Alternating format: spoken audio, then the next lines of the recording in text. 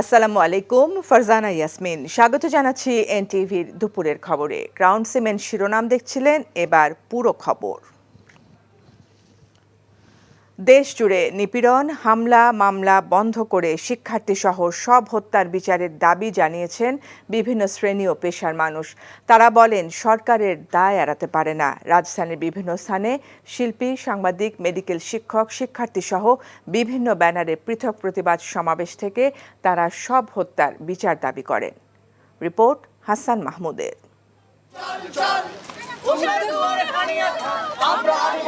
শ্রাবণের বৃষ্টি উপেক্ষা করেই প্রতিবাদী অঙ্কন আর গান অভিনয়ের মধ্য দিয়ে চলছে শিল্পী সমাজের প্রতিবাদ।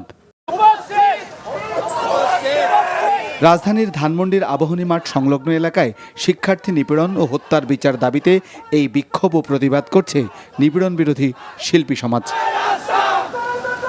একেবারে একটা অনৈতিক একটা জায়গায় এসে দাঁড়িয়েছে কিন্তু, এবং এর প্রতিকার হওয়াটা খুব জরুরি। এতগুলো হত্যা করা হয়েছে, এত ছেলে মেয়েদেরকে ধরে অত্যাচার করছে, তার বিচার আমরা চাই। আমি আমার নিজের বাচ্চাকে নিয়ে আজকে দাঁড়িয়েছি এবং এর দ্বারা অন্যান্য মা বাবাকে আহ্বান জানাচ্ছি, আর ঘরে বসে থাকার সময় নেই। আমার ভাই, আমার সন্তানকে হত্যা করা হয়েছে এই দেশে। বাস্তবে কতজন নিহত হয়েছে সেই সংখ্যা তো আমরা জানি না। সেই সংখ্যা আমাদের জানতে হবে, জাতিকে জানাতে হবে। একই দাবিতে জাতীয় প্রেস ক্লাবের সামনে প্রতিবাদী গান আর কবিতার মধ্য দিয়ে হত্যার বিচার দাবি করে উদীচী শিল্প গোষ্ঠীর শিল্পীরা।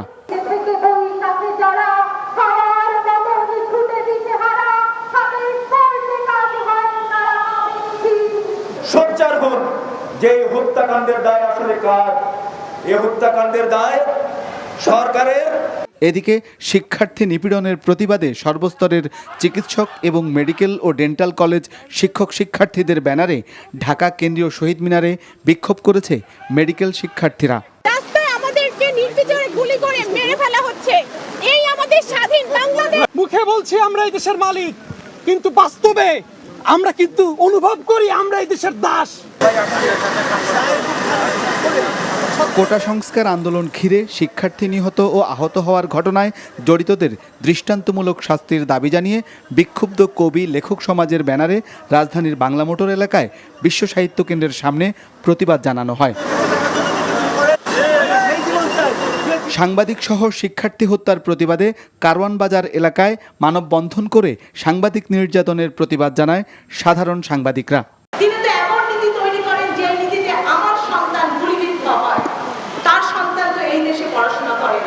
বিনা উস্কানিতেই বলা যায় যে আমাদের উপর হামলা হয় এবং বেধড়কভাবে মারপিট করা হয়। অবিলম্বে শিক্ষার্থী ও সাধারণ মানুষের বিরুদ্ধে মামলা প্রত্যাহারের দাবি করেন প্রতিবাদকারীরা। Hasan Mahmud, NTV news, Dhaka. এই মুহূর্তে রাজধানীর বায়তুল মোকাররম মসজিদ এলাকায় আছেন আপেল শাহরিয়ার, কথা বলছি তার সাথে। আপেল, শিক্ষার্থীদের কর্মসূচি কি শুরু হয়েছে? আইন শৃঙ্খলা পরিস্থিতি কেমন দেখছেন? বৈষম্য বিরোধী ছাত্র আন্দোলন যে আজকের কর্মসূচি ছিল, কোটা আন্দোলনকে কেন্দ্র করে যে সহিংসতায় শিক্ষার্থী সহ যারা নিহত হয়েছেন বা আহত হয়েছেন তাদের স্মরণের দোয়া, সেটি শেষ হয়েছে। আমাকে বায়তুল মোকাররম এলাকাতেই আছি।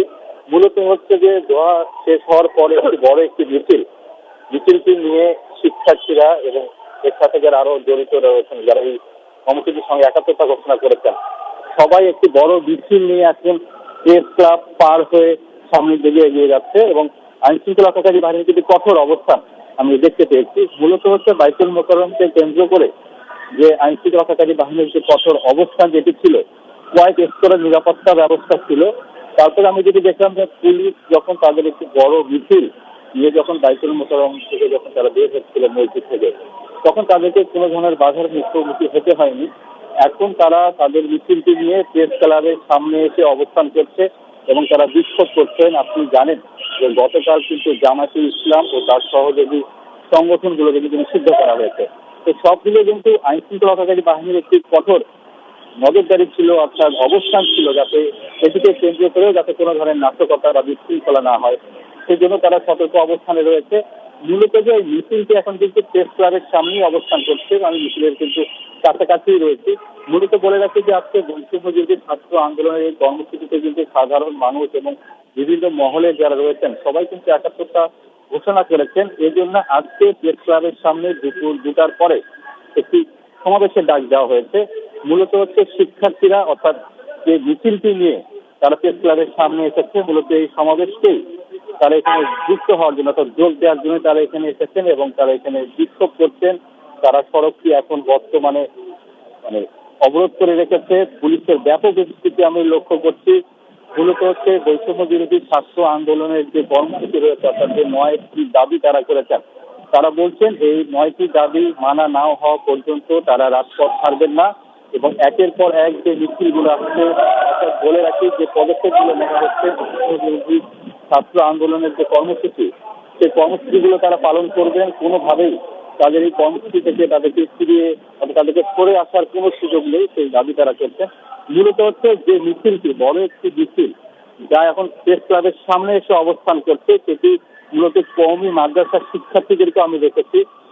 আপনি জানেন যে এই সহিংসতার ঘটনায় যারা নিহত হয়েছেন, আহত হয়েছেন, তাদের পাশে কিন্তু একাত্মতা ঘোষণা করেছে কওমি মাদ্রাসার শিক্ষার্থীরা।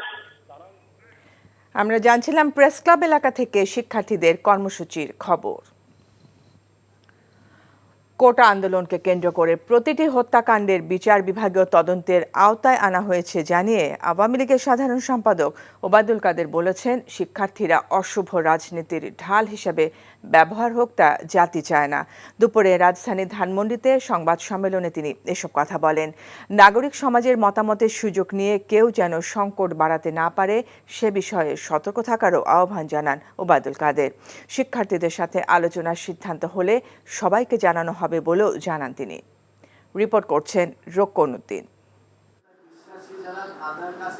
শুক্রবার দুপুরে রাজধানীর ধানমন্ডিতে দলীয় সভাপতির কার্যালয়ে আয়োজন করা হয় এই সংবাদ সম্মেলন। এ সময় রাখা বক্তব্যে আওয়ামী লীগের সাধারণ সম্পাদক বলেন, শিক্ষার্থীদের মূল দাবি মানাসহ প্রতিটি হত্যাকাণ্ড বিচার বিভাগীয় তদন্তের আওতায় আনা হয়েছে। তারপরও একটি মহল শিক্ষার্থীদের পেছনে থেকে ফায়দা নেবার চেষ্টা করছে। প্রতিটি হত্যাকাণ্ডের সুষ্ঠু তদন্তে বিচার বিভাগীয় তদন্ত কমিশনের সদস্য সংখ্যা এবং আওতা বাড়ানো হয়েছে। জাতিসংঘ সহ যেসব দেশ এই তদন্তের ব্যাপারে আগ্রহ প্রকাশ করে, আমরা তাদেরকেও স্বাগত জানাই। তারপরে একটি মহল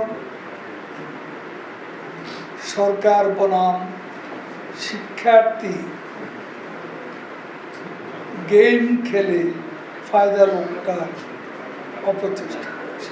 তারা কারো অশুভ রাজনীতির ঢাল হিসেবে ব্যবহার হোক, এটা জাতি চায়।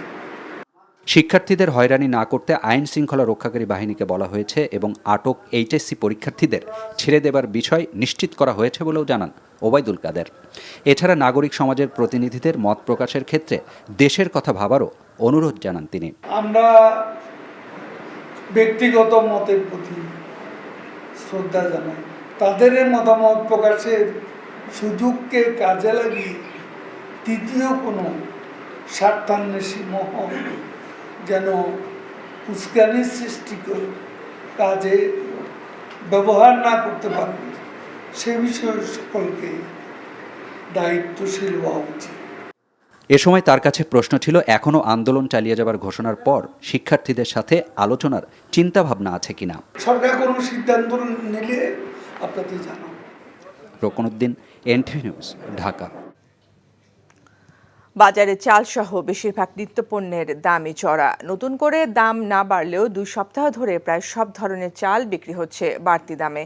এছাড়া আলুর কেজিও 60 টাকা আর পেঁয়াজের কেজি এখন 110 টাকা। তবে কিছুটা কমতির দিকে সব ধরনের মুরগির দাম। হাসানুল শাওনের রিপোর্ট। গেল সপ্তাহে হঠাৎই দাম বেড়ে যায় সব ধরনের চালের। বাজারে এখন সেই চড়া দামেই বিক্রি হচ্ছে চাল। মিনিকেটের কেজি এখন 70 টাকা, আটাশ 55 টাকা আর স্বর্ণার কেজি বিক্রি হচ্ছে 50 টাকায়। চালের এই বাড়তি দামে হতাশ সাধারণ ভোক্তারা। এখন তো 100-150 টাকা বস্তা প্রতি বাইরে গেছে। এখন তো মানুষের ক্রেতার ক্রয় ক্ষমতার ক্রেতার ক্রয় ক্ষমতার বাইরে সব। সাধারণ মানুষের তো এখন তো খুব অবস্থা খুবই করুণ। বিক্রেতারা বলছেন সহসাই চালের দাম কমার সম্ভাবনা নেই। আর সাম্প্রতিক এই দাম বৃদ্ধির জন্য তারা দুষছেন বড় বড় কোম্পানি আর মিল মালিকদের।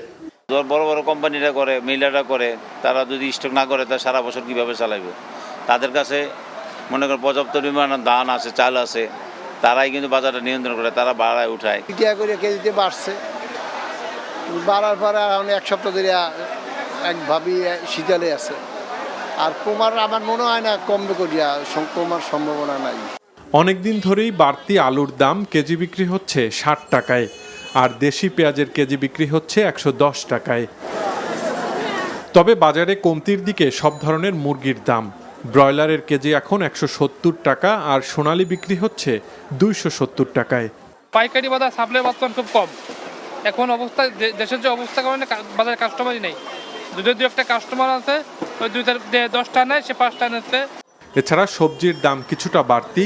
পেঁপে আর পটল ছাড়া প্রায় সব সবজির কেজি প্রতি দাম 60 টাকার ওপরে। Hasanul Shaon, NTV news, Dhaka. কয়েকদিনের টানা বৃষ্টি ও পাহাড়ি ঢলে কক্সবাজার ও বান্দরবানে প্লাবিত হয়েছে অর্ধশতাধিক গ্রাম, পানিবন্দী লাখো মানুষ। এদিকে বান্দরবানে পাহাড় ধসে কয়েকটি স্থানে সড়ক যোগাযোগ বিচ্ছিন্ন আছে। কক্সবাজারের মাতামুহুরী ও বাকখালী নদীর কমপক্ষে 10টি পয়েন্টে বেড়িবাঁধ ভেঙে তলিয়ে গেছে বিস্তীর্ণ এলাকা। পানি ঢুকে পড়েছে উখিয়া, টেকনাফ, চকরিয়া, পেকুয়া, রামু সদর উপজেলার 70টি গ্রামে। কিছু জায়গা থেকে বন্যার পানি নেমে যেতে শুরু করেছে।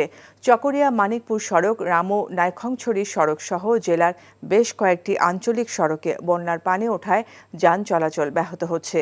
অন্যদিকে বান্দরবানে কয়েকদিনের টানা বর্ষণে নাইখংছড়িতে ঘুমধুম, তুমরু সীমান্তবর্তী এলাকায় 5টি গ্রাম প্লাবিত হয়েছে। এতে দুর্ভোগে বানভাসীরা। বৃষ্টিতে কয়েকটি স্থানে পাহাড় ধসে বান্দরবানের সঙ্গে থানচি উপজেলার সড়ক যোগাযোগ বিচ্ছিন্ন রয়েছে। এছাড়া টানা বৃষ্টিতে চাঁদপুর, ঝালকাঠি সহ বিভিন্ন জেলা শহর এবং নিম্নাঞ্চলে ব্যাপক জলাবদ্ধতার সৃষ্টি হয়েছে। কোটা সংস্কার আন্দোলনকে কেন্দ্র করে সহিংসতার ঘটনায় ঢাকা মহানগরের বিভিন্ন থানায় 274টি মামলা দায়ের হয়েছে। এসব মামলায় এ পর্যন্ত গ্রেফতার হয়েছে 3011 জন। পুলিশ বলছে গ্রেফতারকৃতরা সরকারি স্থাপনায় ভাঙচুর, অগ্নিসংযোগ সহ নাশকতায় জড়িত। গ্রেফতারকৃতদের বেশিরভাগই জামায়াত ও বিএনপির নেতাকর্মী বলে দাবি আইন শৃঙ্খলা বাহিনীর। বাকি আসামিদের ধরতে বিভিন্ন এলাকায় ব্লক রেড দিয়ে অপরাধীদের ধরতে অভিযান পরিচালিত হচ্ছে। ডিএমপি জানায়, সহিংসতা, নাশকতার ঘটনায় গোয়েন্দা তথ্য ও সিসিটিভি ক্যামেরার ফুটেজ বিশ্লেষণ করেই জড়িতদের শনাক্ত ও গ্রেফতার করা হচ্ছে। শরীয়তপুরের গোসাইরহাটে মেঘনা নদীতে যাত্রীবাহী ট্রলার ডুবিতে মা মেয়ের মৃত্যু হয়েছে। নিখোঁজ 3 জনকে উদ্ধারে কাজ করছে ফায়ার সার্ভিসের ডুবুরি দল। সকালে উপজেলার কোদালপুর ইউনিয়নের মাঝেরচর এলাকায় মেঘনা নদীতে এই দুর্ঘটনা ঘটে। পুলিশ ও এলাকাবাসী জানান, গোসাইরহাট পুরাতন লঞ্চঘাট থেকে 11 যাত্রী নিয়ে একটি ট্রলার মাঝেরচর এলাকায় যাচ্ছিল। ট্রলারটিতে 7 জন পুরুষ ও 4 জন নারী ছিলেন। মাঝ নদীতে দুর্যোগপূর্ণ আবহাওয়ার কারণে এটি ডুবে যায়। পরে স্থানীয়রা 4 জন পুরুষ ও 4 নারীকে উদ্ধার করে উপজেলা স্বাস্থ্য কমপ্লেক্সে নিয়ে যান। এ সময় চিকিৎসকরা 2 নারীকে মৃত ঘোষণা করেন। বস্তায় চায়না জাতের আদা চাষে জনপ্রিয়তা বাড়ছে সিরাজগঞ্জ ও ব্রাহ্মণবাড়িয়ায়। অল্প পুঁজিতে বেশি লাভ হওয়ায় অনেকেই আদা চাষে ঝুঁকছেন। কৃষি বিভাগ মনে করছেন, আদা চাষ বাড়ানো গেলে আমদানি নির্ভরতা কমবে, পাশাপাশি কমে আসবে মশলাটির দামও। বিস্তারিত জীবন আহমেদের ডেস্ক রিপোর্টে। সিরাজগঞ্জের তারাস উপজেলার সাইফুল ইসলাম ঢাকার একটি পোশাক কারখানায় কাজ করতেন। কোনোভাবে চলত সংসার। এরপর ইউটিউব দেখে বস্তায় চায়না জাতের আদা চাষ শুরু করেন। প্রথমে অল্প পরিসরে চাষ করেন, দ্বিগুণ লাভ হওয়ায় বড় পরিসরে শুরু করেছেন আদা চাষ। 1,30,000 টাকা খরচ করে আদা চাষ শুরু করেছেন সাইফুল। 7 লাখ টাকার আদা বিক্রি হবে বলে আশা তার। মোবাইলে আমি একদিন হঠাৎ করে দেখি ইউটিউবে আদা চাষ, ঠিক আছে, বস্তা আদা চাষ। তো আমি তারপরে এই আদা চাষ আমি 8 বস্তা আদা লাগাই, তখন তো অনেক লাভ। সেক্ষেত্রে আমি এই বছর আবার খুব বেশি করে আমি 2000 বস্তা এবার লাগাইছি। বস্তায় চায়না জাতের আদা চাষকে ইতিবাচক হিসাবে দেখছে কৃষি বিভাগ। এতটাই জনপ্রিয় যে প্রতিনিয়ত আমাদের এই সংখ্যা বাড়তেছে। আশা করছি যে আমাদের যদি এই ধারা অব্যাহত থাকে, তাহলে অল্প কিছুদিনের মধ্যে আমাদের আদার যে তারাশের চাহিদা এর মাধ্যমেই আমাদের পূরণ করা সম্ভব। এদিকে ব্রাহ্মণবাড়িয়ার সীমান্তবর্তী উপজেলায় বিজয়নগরে আদা চাষ হচ্ছে। লিচু, কাঁঠাল, মাল্টা, কমলা বাগানের ফাঁকা জায়গার পাশাপাশি বাড়ির আঙ্গিনায় পরিত্যক্ত জায়গায় অনেকে চাষ করছেন আদা। বাণিজ্যিকভাবে জেলায় এবারই প্রথম চাষ হচ্ছে আদার। আগে জানতাম না, আগে যে বস্তা আদা হইতো। কৃষি বিভাগের আমরা কিছু পরামর্শ দিছে, আমরা বলছি এইভাবে করো, আমরা এইভাবে করছি। 50,000 টাকা খরচ করছি, লাখ 1.5 লাখ টাকা আদা বিক্রি করতে আমার মনে একটু আনন্দ আইব। কৃষি বিভাগ জানায় জেলায় 134 হেক্টর জমিতে আদার চাষ হয়েছে। উদ্যোক্তা যারা এই সমস্ত পতিত জমিগুলোতে আমাদের কাজে লাগাচ্ছে, যার ফলে আমাদের প্রচুর পরিমাণে বৈদেশিক মুদ্রা স্বাস্থ্য হবে, আমাদের কর্মসংস্থানের সৃষ্টি হচ্ছে। মশলা জাতীয় ফসল উৎপাদনের মাধ্যমে আমদানি নির্ভরতা কমে আসবে বলে মনে করছেন কৃষিবিদরা। জীবন আহমেদ, এনটিভি নিউজ ডেস্ক।